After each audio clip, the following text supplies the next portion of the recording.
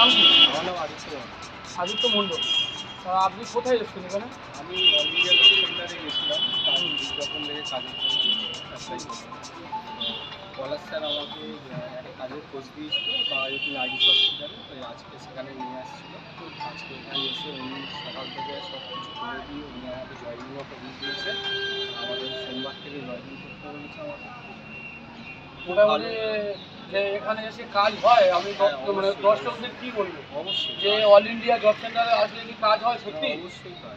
কোনো টাকা পয়সা কি মানে আগে থেকে না, 2000-5000 টাকা নিয়ে আপনাকে বলা হয়েছে যে আমি এই দিন চলুন ওই দিন চলুন, এরকম কিছু না, হয়েছে? না। আমি যেই দিন আসতে বলেছি আপনি এসছেন, এখানে ঢুকিয়ে দিয়ে সব কমপ্লিট করে সব কিছু কমপ্লিট করে দিয়েছি তো। সোমবার দিন ডিউটিতে রয়েছে কটা থেকে কটা? 10টা থেকে 6টা। 10টা থেকে 6টা পর্যন্ত ডিউটি। তাহলে এই দাদা এসছে সুভাষগ্রাম থেকে, মোটামুটি এনাকে আজকে সব কমপ্লিট করিয়ে, আজকে 7 তারিখ, 7 তারিখে সব কমপ্লিট করিয়ে দিয়ে একদম সব কিছু রেডি করে ইন্টারভিউ করিয়ে 9 তারিখ থেকে এটা জয়েন করছে। ঠিক আছে, কল করুন।